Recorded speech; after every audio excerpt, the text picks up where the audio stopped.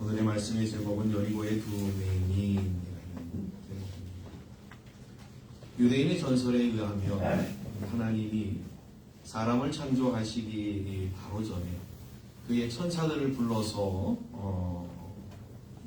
모아놓고는 사람을 만들어야 되겠느냐 안아야 되겠느냐라고 하는 것들을 물어보셨다라고 합니다.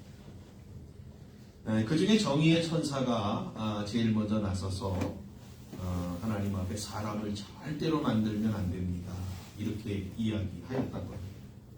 그 이유를 묻자 그 정의의 천사는 사람을 만들면 그가 동료 사람들에게 모든 종류의 사악을 행할 것이고 또 사람은 강팍하고 잔인하고 부정직하여서 세상은 불의로 가득하게 될 것이기 때문이다 라고 답변하였다고 합니다.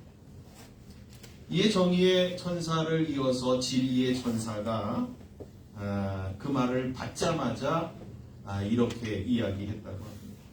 하나님 사람을 절대 만들지 마십시오. 왜냐하면 그는 당신의 면전에서 당신의 이름을 더럽게 할 것입니다. 이렇게 얘기했다. 또한 진리의 이 거룩의 천사 또한 이 반발하면서 하나님 절대 사람을 만들면 안 됩니다.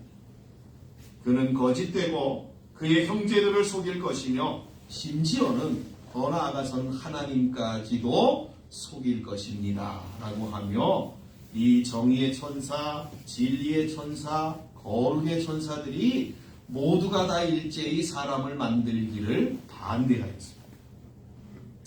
그런데 저 뒤에 있던 아주 모든 이야기를 듣고 있던 자비의 천사가 이 이야기를 듣고 나서 한 걸음 앞으로 나아가서 하나님 앞에 이렇게 이야기했다고 합니다. 하늘의 아버지, 사람을 만드시옵소서. 그가 죄를 짓고 정의와 진리와 거룩의 길에서 멀어질 때 제가 부드러운 손길로 그를 감싸고 사랑스러운 음성으로 그에게 말하여 다시 당신께 데려오겠습니다. 라고 말입니다. 여러분, 이 이야기는 우리 인간은 전적으로 타락하고 부패한 존재라고 하는 걸 보여줍니다. 그래서 인간 스스로의 힘으로는 하나님께 나아갈 수 없는 구제불능의 존재가 바로 인간이다라고 하는 걸 말해주고 있습니다. 그러나 반대로 하나님은 자비로우신 분이시다. 하나님은 우리의 죄를 사해 주시고 허물을 덮어 주시고 실수를 용서해 주시는 분이시다라고 하는 것을 우리에게 전해주고 있습니다. 여러분, 구약 성경에 보면 수많은 인물들이 등장합니다. 그런데 유독 믿음의 조상이라고 불리우는 사람은 아브라함 한 사람입니다. 여러분, 왜 하나님이 이 아브라함을 믿음의 조상으로 세우셨는지 아십니까? 여러분, 아브라함보다 더 신앙이 좋았던 사람이 구약 성경에는 없었을까요? 그렇지 않습니다. 대표적으로 한 사람을 들면 여러분, 노아라고 하는 사람이 있습니다. 노아에 대해서 창세기 6장 10절에 보면 뭐라고 증거하고 있냐면 노아는 당시에 완전한 자예요. 완전한 자다. 그는 의인이다 라고 성경은 우리에게 증거하고 있습니다. 여러분, 아브라함은 실수가 많은 사람이에요. 근데 완전한 노아가 믿음의 조상이 되지 아니하고 실수가 많고 잘못된 것이 많은 아브라함이 믿음의 조상이 된 이유에 대하여서 어떤 신학자가 이렇게 이야기를 해주고 있습니다. 아브라함은 창세기 18장과 19장에 보시면 소돔성이 멸망할 때 자신의 조카 롯이 그 안에 살고 있을 때에 하나님 앞에 이렇게 기도했습니다. 하나님, 그 성에 의인 45명, 50명 있습니다. 45명, 40명 쭉 해서 10명까지 있으면 하나님 그 성을 하나님 구해주시면 안 될까요? 이 신학자가 이야기하기를 하나님이 아브라함을 들어 믿음의 조상으로 세운 것은 노아에게서는 찾아볼 수 없는 긍휼의 마음, 자비의 마음, 영혼을 불쌍히 여기는 마음이 아브라함에게 있기 때문이다. 이렇게 이야기합니다. 제가 뭘 말씀드리려고 하냐면 오늘 이 본문 말씀에 나오는 아주 중요한 단어가 바로 불쌍히라고 하는 단어이기 때문에 그렇습니다. 그러니까 하나님은요, 어떠한 사람에게 관심을 갖고 있냐면 하나님 나를 불쌍히 여겨달라고 하나님 앞에 자신을 불쌍히 여겨달라고 고백하는 자를 하나님이 관심을 갖는다. 왜요? 하나님이 그 긍휼의 마음을 갖고 계신 분이시기 때문에. 오늘 보면 30절과 31절에 보니까 이 맹인 두 사람은 예수님이 지나가신다라고 하는 것을 듣고는 뭐라고 얘기를 하냐면 예수님에게 자신들을 불쌍히 여겨달라 이렇게 소리를 지르고 있습니다. 34절에는요 그 모습을 보고 예수님이 어떻게 하셨다라고 기록하고 있냐면 예수님이 불쌍히 여기셨다 이렇게 증거하고 있습니다. 여러분 사복음서에 보시면 예수님이 불쌍히 여기시면 어떠한 사람을 지나가다든지 어떠한 상황에서 만난다든지 그래서 그 사람을 향하여 예수님이 불쌍히 여기는 마음을 갖고 계시다라고 하면 절대적으로 그냥 지나친 적이 없음을 우리는 발견합니다. 예수님이 불쌍히 여긴다라고 하는 이 말은 그냥 우리가 다른 사람의 불행을 보았을 때에 아니면 요 근자에 일어났던 이태원 참사를 접하면서 죽은 아이들이 불쌍하다, 안타깝다, 참 마음이 아프다. 예수님의 불쌍히 여기는 것은 이 정도가. 여러분 이런 말 들으셨죠? 애간장이 끓는다. 그렇죠? 그러니까 주님이 우리를 불쌍히 여기는 것은 애간장이 끓는 우리를 누구보다도 잘 아시는 우리들이 그런 지경이 되어지지 않기를 너무나 바라시는 그러한 마음으로 차라리 내가 대신 그 고통을 짊어지었으면 하시는 이 마음으로 우리를 대하시는 불쌍히 여김이다.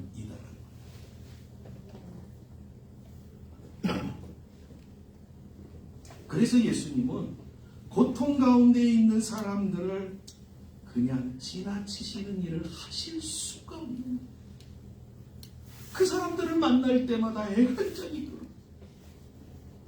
예수님 스스로가 너무 고통스러우신 거예요. 아시죠? 예수님을 닮았던 바울도 루스드라에서 자기를 괴롭히는 한 선천성 하반신 마비자들을 만날 때에 그가 계속 자기를 괴롭히는 그 마음의 동요됨을 그는 정말 너무 힘들었다라고 성경이 고백하고 있지 않습니까? 그래서 예수님은 언제나 그들을 찾아가셨고 그들을 고쳐주셨고 그들의 먹고 마시는 것까지도 걱정하시며 그들의 삶에 간섭하여 주셨습니다. 여러분 기억하십시오. 요즘 사회에서 가장 큰 아픔이 뭔지 아십니까? 요즘 사회적으로 가장 큰 아픔은 제가 봤을 때는요, 뭐 많은 통계들로서도 가장 우위를 점하고 있는 것이 고독함입니다. 고독함. 나이 드신 분들은 혼자가 싫어서, 젊은 아이들은 왕따를 당하는 것이 싫어서 혼자의 삶을 포기하는 경우들이 아마도 지금보다도 시간이 가면 갈수록 더 많아질 겁니다. 그렇죠. 그래서 연세 드신 분들에게 뭐 개를 키워라, 고양이를 키워라, 뭐 식물을 키워라. 요새는 로봇까지 나와가지고 뭐 얘기를 하잖아요. 뭐 얘기 상대가 그렇죠. 일주일에 한 번씩이라도 교회 오신다는 게 얼마나 좋은 거지. 사람들 만나고 얼굴 보고 같이 밥 먹고 이러면서 이 수다를 떨고 이런 것들이 얼마나 좋은지. 나이 드시면은 이 수다들이 많아지시잖아요. 이거 자꾸 하셔야 되는 거예요. 자꾸 얘기하지. 여러분 우리에게는 얼마나 다행인지 몰라요.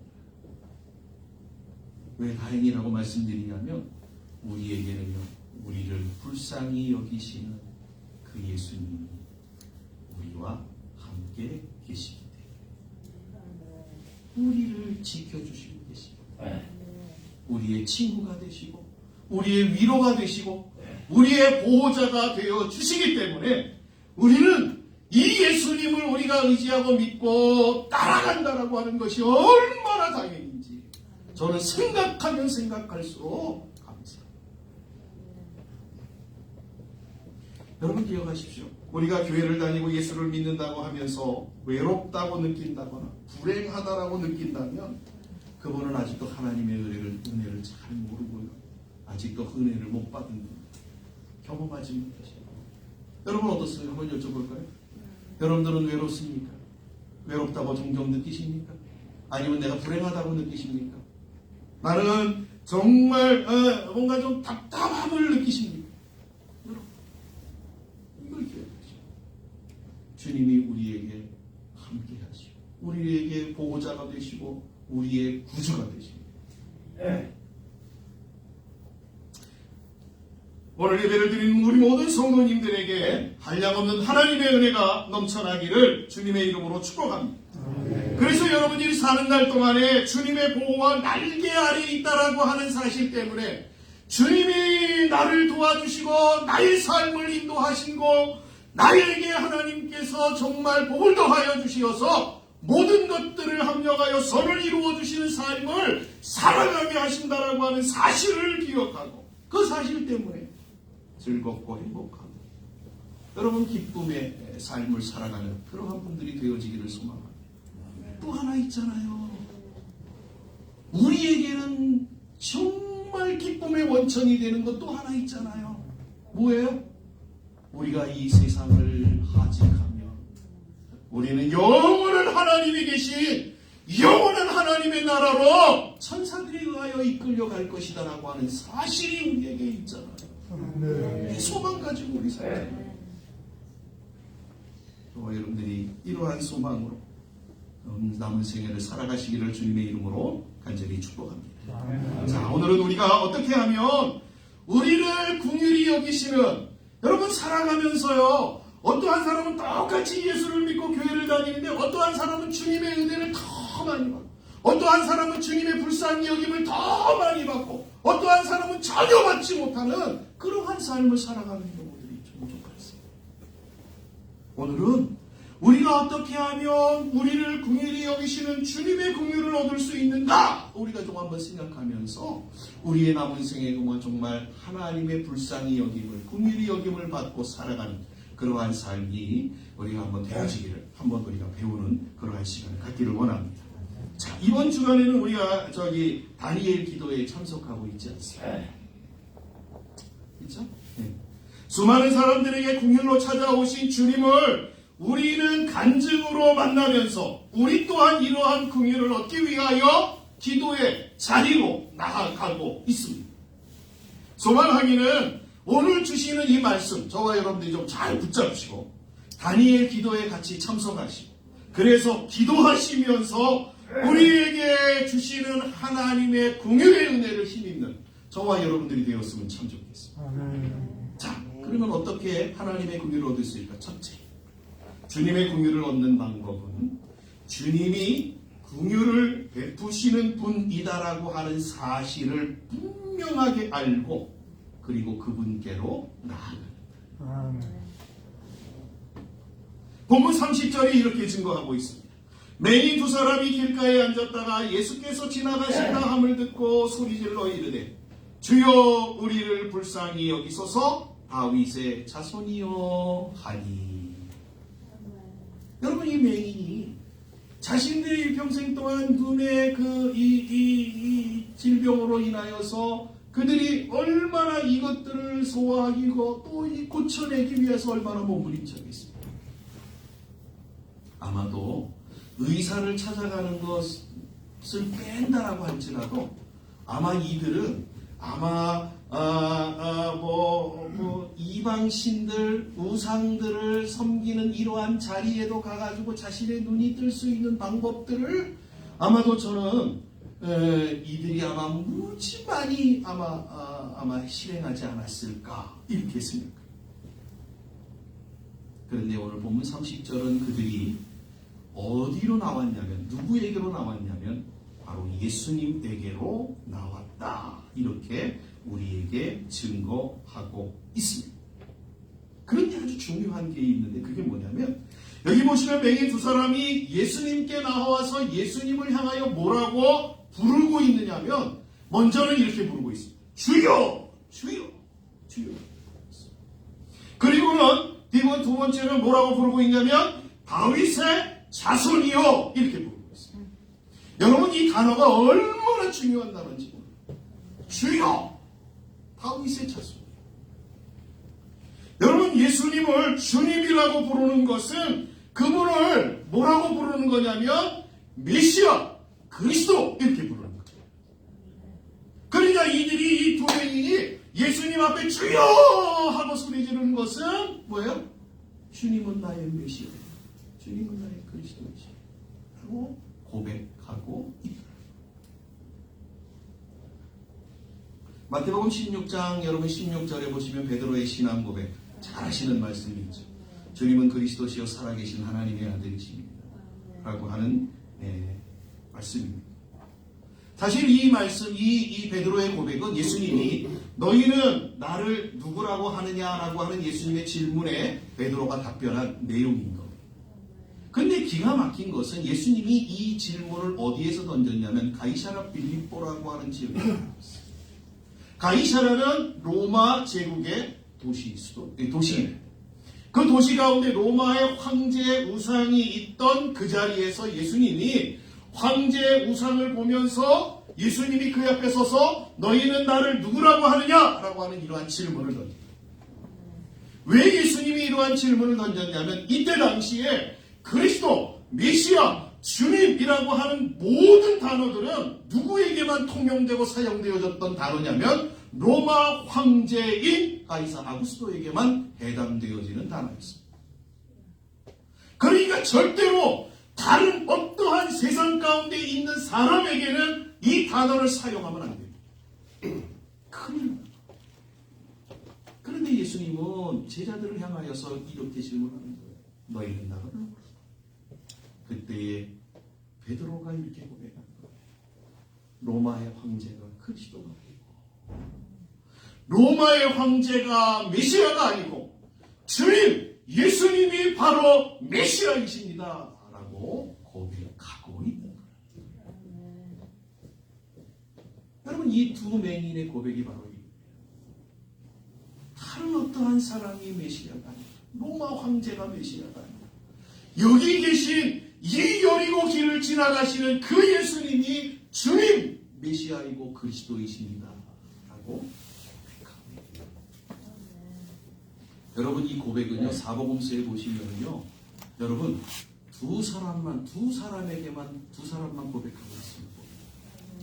오늘 성경에 나오는 이 두 맹인하고요 수로보닉의 여인 가나안 족속의 수로보닉의 여인이라고 하는 그 여인에게서만 고백되어진대. 기가 막힙니다.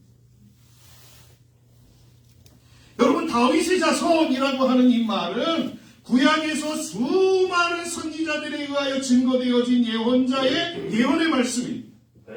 그런데 사람들은 매번 귀에 딱 찌가지도록 들었기에 어디서 맨날 들은 얘기예요. 예수님이 다윗의 자손으로 메시아가 올 것이다라고 하는 건 매일 듣고 이 사람들이 살았어요. 그런데 예수님이 오셨을 때 그분을 가리켜 다윗의 자손이라고 고백한 사람이 아는 것들은 많은데 그것이 자신의 삶하고 연결되어지는 사람이 여러분 신앙이 바로 신앙이 무엇이에요? 아는 게 신앙이 아니에요. 아는 게 삶으로 연결되어지는 게 신앙인 거예요. 그런데 오늘 이 두 맹인은 예수 그리스도를 향하여서 다윗의 자손이라고 이야기를 하고 하나님이 구약 성경을 통하여서 천년 전서부터 그의 아들 메시아를 이 땅에 보내주실 것이라고 하는 약속의 말씀을 그들은 뭐예요? 믿은 거예요. 그리고 고백한 거예요. 주님을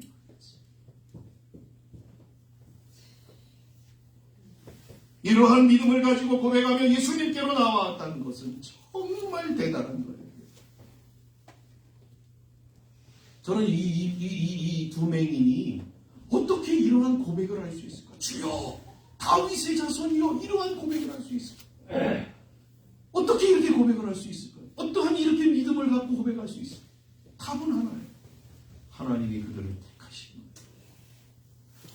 그래서 믿음이라고 하는 선물을 그들에게 주셨기 때문에 그들은 고백할 수 있었다. 저는 이렇게 믿습니다.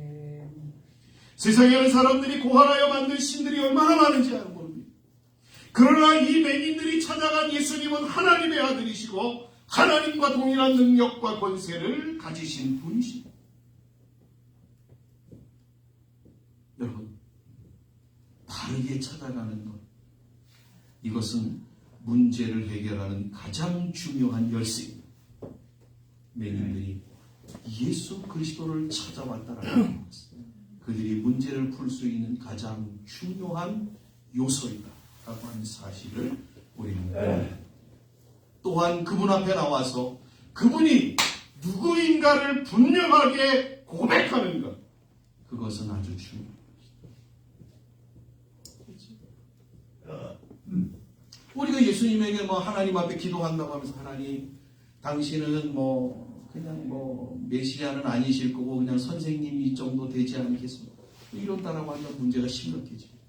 그렇죠? 그러니까 내가 기도하는 대상이, 내가 나아가는, 내가 만나기를 원하는 대상이 어떠한 존재인가라고 하는 것을 분명하게 알고 저와 여러분들이 나아가는 것, 아주 정말 중요합니다. 그래서 예수님이 마태복음 6장에서 기도를 가르쳐 주시옵소서라고 하는 제자들에게 뭐라고 가르쳐 주셔요? 하늘에 계신 우리 아버지, 너희가 이분에게 기도하는 것이다. 누구에게 기도하신다고요? 하늘에 계신 우리 아버지. 하늘이라고 하는 말이 뭐예요? 모든 것을 알 수 있는 전지전능하신 하나님이라는 말씀입니다. 이 맹인들은 바로 그 하나님을 향하여서 나왔다라고 하는 겁니다. 여러분, 저와 여러분들도 오늘 이 시간 우리가 누구에게 나왔습니까? 누구를 예배하기 위해서 왔습니까? 하나님 예배하러 오시지 않았습니까? 잘 오셨습니다. 정말 복된 발걸음이고 잘 오신 발걸음들이, 여러분들의 발걸음이 정말 하나님이 축복하는 영생에 이르는 복된 발걸음들이 되어지시기를 주의 이름으로 간절히 축복합니다. 둘째로, 이 맹인들이 주님의 긍휼하심을 얻은 이유는 도와달라라고 부르짖었기 때문에. 그냥 나와가지고 멀뚱멀뚱 눈만 껌뻑껌뻑거리고 예수님만 바라보는 게, 아니 장님이니까 맹인이니까 바라보지 못했겠죠. 그냥 예수님 앞에 나와서 그냥 가만히 있었던 게 어떻게 했다고요? 오늘 본문 30절에 보니까 이렇게 진 겁니다. 맹인 두 사람이 길가에 앉았다가 예수께서 지나가신다 함을 듣고 소리 질러 이르되 주여 우리를 불쌍히 여기소서 다윗의 자손이여 하니라고. 두서경은 예수님이 지나가신다라고 하는 이 사람들의 소리를 듣고는 예수님이 자신들의 소리를 들을 수 있도록 소리질러 예수님께 자신을 불쌍히 여겨달라고 도움을 구하였습니다. 우리의 메시아이신 예수님에게 우리가 도움을 요청하는 것들을 가리켜 우리 보통 뭐라고 해요? 뭐라고 얘기를 하냐면 우리 기도한다, 이렇게 얘기를 해요. 그렇죠? 하나님 앞에 나와서 우리의 문제를 하나님 앞에 알고 도움을 구하는 것, 그것들 가리켜서 우리는 기도한다, 이렇게 얘기해요. 이 맹인을 통해서 우리가 기도를 어떻게 해내느냐라고 하는 몇 가지를 우리가 좀 생각해 볼 수가 있습니다. 기도를 어떻게 할까? 첫 번째로 이 맹인들의 기도는 간절하게 구하는 기도를 하였음을 우리가 보게 되었습니다. 그냥 설렁설렁 기도한 게 아니라 간절하게 했어요. 오늘 본문 30절에 보니까 이 맹인들이 어떻게 하나 예수님을 불렀어요? 소리 질러서. 그냥 목소리만 막 크게 내가지고 소리 지르는 게 아니잖아요. 여러분, 소리를 지른다라고 하는 것은 마음속에 있는 것들이 막 그렇잖아요. 토해내는 상태를 가리키는 말이잖아요. 응?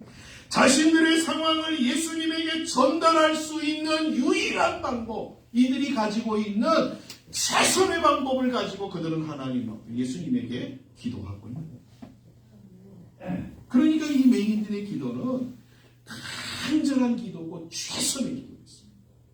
우리 성도님들이 기도하실 때에 어떻게 기도하셔야 되냐면 이렇게 기도하셔야 돼요. 그렇죠? 최선의 간절. 그렇죠? 그래서 예레미야 33장 3절 보면 너희는 내게 부르짖으라. 그렇죠? 너희는 내게 부르짖으라. 하나님 앞에 하나님 주시든지 말든지 뭐 마음대로 이 정도로 하나님 앞에 기도하면 안 된다. 하나님 주시옵소서. 안 주시면 안 됩니다. 하나님이 내 기도를 듣지 않으시고 응답하지 아니하시면 나 죽습니다 라고 하는 이 고백으로 기도하는 거, 이게 간절히 구하는 기도이지 않습니까? 여러분, 이렇게 기도해도 하나님이 들으실까 말까, 언제 응답하실지 모르는 판인데 대충 기도해서는 여러분 예수님이 받으시겠습니다. 절대 그렇습니다. 우리의 기도 첫 번째 모습 어떤 거예요? 두 번째로는 이 맹인들의 기도는 절망하지 않고 기도하는 거였어요. 누가복음 18장에도 뭐 예수님이 우리에게 이렇게 얘기하시잖아요. 너희가 낙심하지 아니하고 계속해서 기도해야 되는 것에 대하여 비유로 일러 나눴습니다. 그렇죠? 그 예수님이 우리에게 원하시는 기도가 뭐예요? 낙심하지 아니하고 절망하지 아니하고 좌절하지 아니하고 끊임없이 기도하는 것. 그거 예수님이 우리에게 말씀하십니다. 본문 31절에 보니까 이 소리 지르고 있는 맹인들에게 큰 문제가 발생했습니다. 한번 볼까요? 무리가 꾸짖어 잠잠하라 하되, 무리가 꾸짖어 잠잠하라 하되, 이 맹인이 소리를 지르니까요 어떻게 해요? 막 소리를 지르니까 이 무리들이 이 맹인을 향하여서 야 조용히 해! 시끄러워 죽겠어! 야 너희들 떠들면 어떻게 해? 난리가 난 겁니다.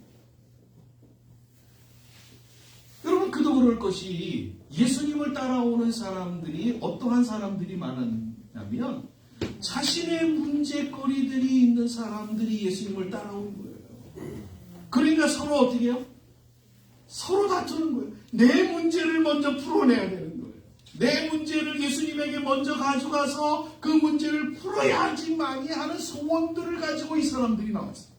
그런데 이 맹인들이 막 소리를 지르니까 자기들이 소리를 내는 건 전혀 막 들리지도 않죠.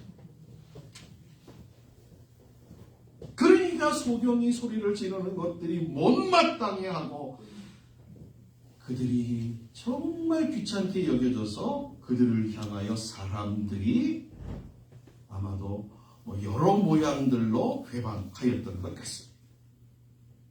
한번 상상해 보십시오. 두 맹인이 소리를 지르고 수많은 사람들이 이들을 향하여 손가락질하고 욕을 하며 조용히 하라고 한다면 이 맹인들이 어떠한 상태가 되는 게 정상일까요? 저 같은 수많은 사람들이 막 벌떼처럼 일어나가지고 조용히 해! 너희들만 여기 있냐! 막 이렇게 난리가 나면 아마 주눅이 들어가지고 아마 조용하게 아마 잠잠하게 있었을 것 같습니다. 그런데 성경은 이 맹인들은 그렇지 않았다라고 증거하고 있습니다.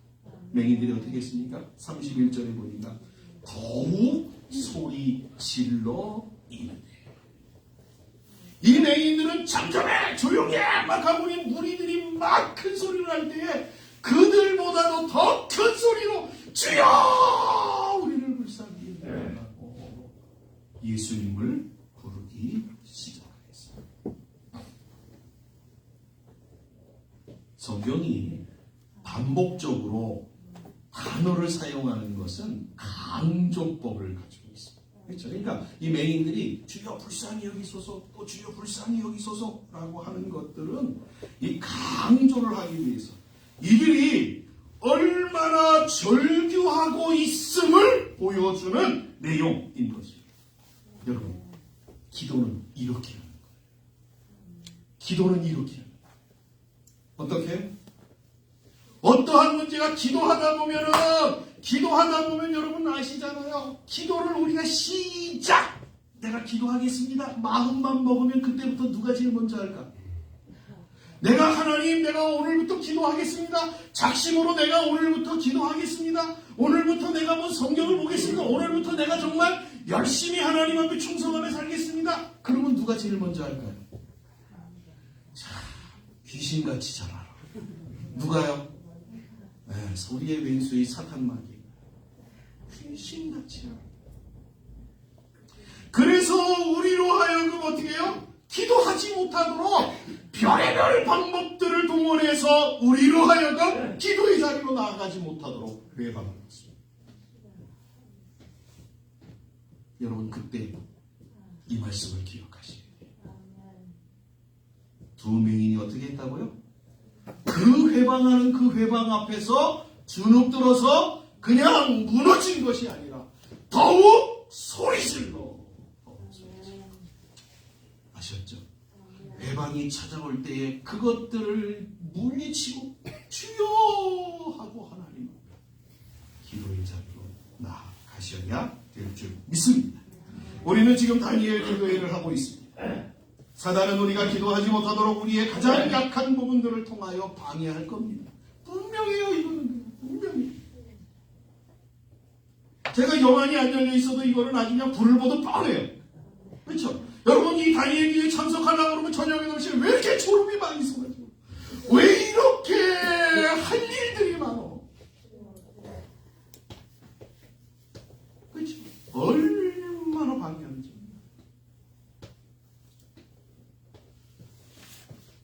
그러나 오늘 배운 이 말씀을 기억하시고 멈추지 마십시오. 멈추지 마십시오. 계속해서 기도의 자리로 나아가시고 정말 절망하지 아니하고 하나님 앞에 기도하십시오. 하나님께서 이러한 자들에게 기도의 역사를 하나님이 허락해 주시는 것입니다. 셋째로 이 맹인들의 기도는 어떠한 기도냐면 응답받을 때까지 기도해요. 응답받을 때까지 기도했어요.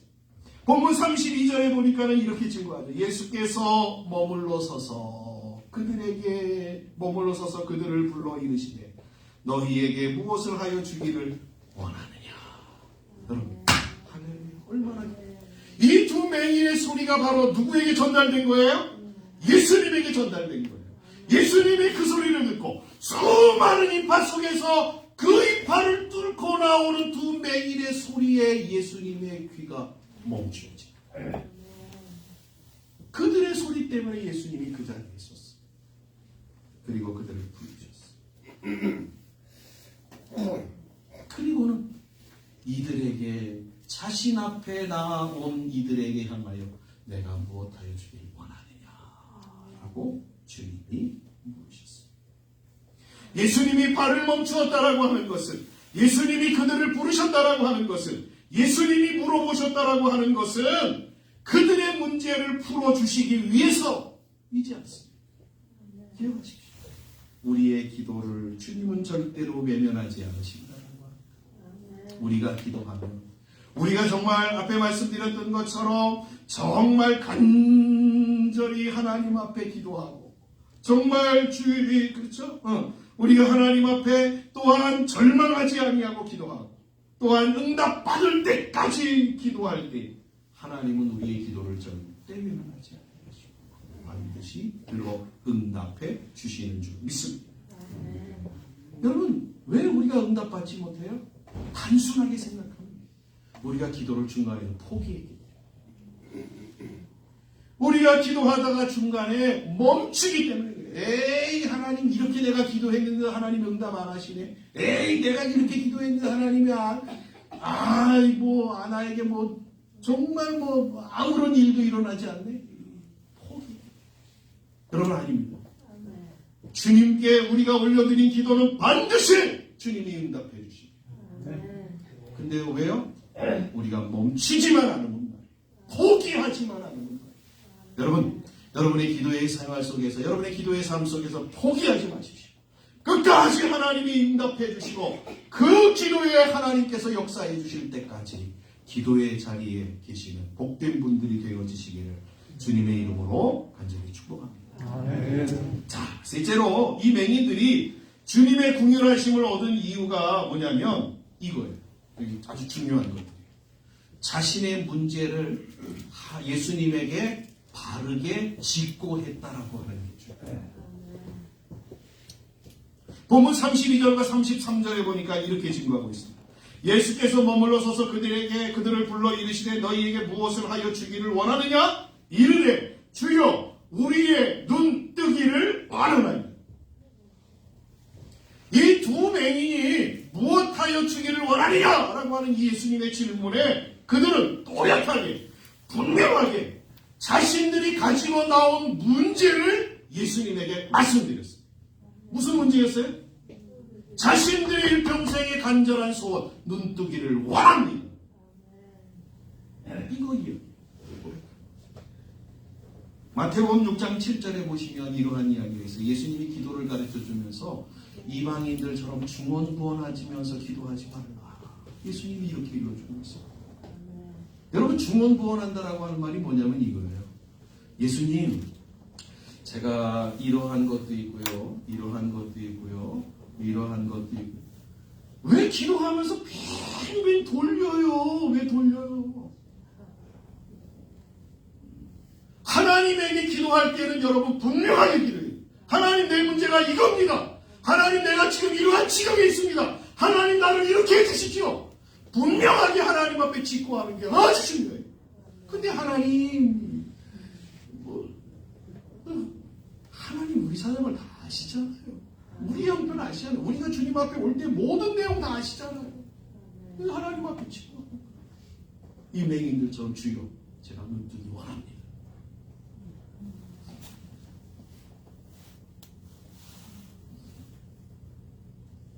그럴 때 주님은 우리의 소리를 들으시고 응답하여 그 문제를 해결해 주시는 것입니다. 본문 34절이 이렇게 증거합니다. 예수께서 불쌍히 여기사 그들의 눈을 만지시니. 여러분, 왜 예수님이 이 매운자를 고쳐주셨어요? 맹인을 고쳐주셨어요? 예수님이 긍휼의 주님이기 때문에. 그러니까 우리가 긍휼의 주님을 찾아와서 그분에게 우리의 문제를 빠르게 짚고 하며 주님은 우리의 문제를 들으시고 주님이 우리를 불쌍히 여기신다. 제발, 그쵸? 우리의 기도 가운데 제일 우리가 정말 우리의 삶에서 우리의 기도 가운데 우리가 없애야 되는 것, 중언부언. 하나님이 들어주실까 말까. 하나님 앞에 제일 필요 없어요. 하나님 앞에 무슨 포장할 필요 없어요. 하나님 앞에 무슨 아름다운 미사여고 사용할 필요 없어요. 하나님, 내 문제 이거예요. 하나님, 나 이거 해주셔야 돼요. 하나님, 나 도와주셔야 돼요.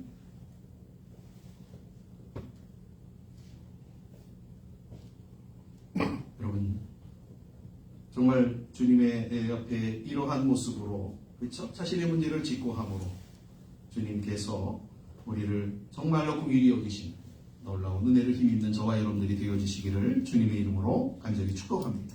마지막으로 가장 중요한 것 하나가 있습니다. 그게 뭐냐면 바로 이 맹인이 고침을 받은 후에 이 맹인의 모습입니다.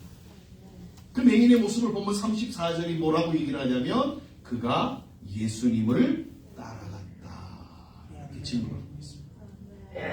우리말에 이러한 말이 있죠. 화장실에 들어갈 때하고, 죄송합니다, 이거 밥 잡수셔야 되는데 이제 화장실 얘기를 해서 화장실 들어갈 때하고 나올 때 다르더라, 이런 얘기 있잖아요.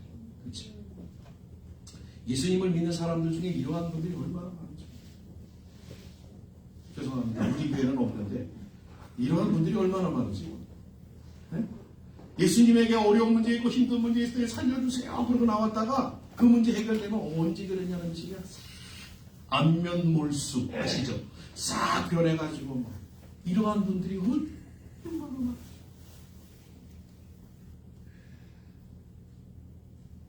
여러분, 기억하십시오. 예수님이 왜 우리의 문제에 관여하시고 불쌍히 여기셔서 그 문제들을 해결해 주시는지 아십니까? 그 문제만 해결받고 우리로 살도록 하기 위해서는 아니에요. 그 문제를 통하여서 하나님이 원하시는 것, 예수님이 원하시는 것은 우리에게 영원한 복을 우리에게 더하여 주시기 위해서. 그러니까 그 문제의 해결은 뭐예요? 예수님의 주시는 영원한 복에 연결되어지는 통로예요. 관문이에요. 그런데 이거를 전혀 무시해버리고 그냥 그 문제 해결하면 끝. 아셨죠? 오늘 이제 배우신 거예요. 절대 이러시면 안 돼요. 절대 이러시면. 그렇죠? 네. 그래서 우리는 이렇게 해야 돼요. 내가 주님으로부터 받은 기도의 응답이 있다며, 내가 주님으로부터 받은 은혜가 있다면 그 은혜를 기억하고 우리는 어떻게 살아야 된다? 주님을 끝까지 따르는 그러한 삶을 살아야 돼요. 주님 따르라고 그랬더니 오늘부터 직장 다 그만두고 가정 다 팽개치고 오늘부터 주님을 따르, 그거 아니에요. 아셨죠? 오늘 주님을 따른다라고 하는 것은 나의 주어진 삶의 현장에서 예수를 믿는 그리스도인으로 살아가는 거예요. 예수쟁이로 살아가는 거예요. 예수님의 이름에 먹칠하지 아니하고 살아가는 거예요. 예수님의 영광을 가리는 일이 일어나지 않도록 몸부림치며 살아가는 거. 그게 주님을 따라가는 거예요. 아셨죠? 저와 여러분들이 이렇게 좀 살지. 내가 주님으로부터 받은 은혜가 있고 응답이 있다라고 한다면 그렇게 살아가고 싶어요. 왜요? 그렇게 살아가는 것이 영원한 삶으로 연결되어 하나님이 주시는 영원한 영광의 복된 은혜 가운데로 우리를 이끌어 가기 때문입니다. 다시 한번 말씀드립니다. 하나님이 우리에게 허락하시고자 하시는 것은, 저와 여러분들을 부르신 것은, 우리를 불쌍히 여기시는 것은 우리로 하여금 이 땅에서의 자그마한 삶에 주시는 하나님의 은혜만을 누리도록 하십니다. 제가 늘 말씀드리잖아요. 여러분들이 살아가면서 하나님 앞에 기도의 응답을 받고 은혜를 경험하는 것들은 뭐라고요? 영원한 것들을 주심에 대한 그림자. 샘플이에요, 샘플. 그거 보고 하나님이 나한테 이런 것들을 예비하셨구나. 이것들을 주시려고 나에게를 부르셨구나. 나의 삶을 인도하시는구나. 이것들을 기억하고, 그래, 나의 남은 생을 하나님 따라가야지. 하나님 의지해야지. 믿어야지. 이러한 모습으로 살아가라고 우리를 부르신 거예요. 아셨죠? 이 사실을 기억하시고 저와 여러분 모두가 다 정말로 남은 생애 동안에 우리가 받은 은혜들을 기억하고 감사하고, 그래서 주님의 뒤를 이 두 맹인처럼 따라가는 복된 분들이 되어지시기를 주님의 이름으로 간절히 축복합니다. 기도하겠습니다. 하나님 감사합니다.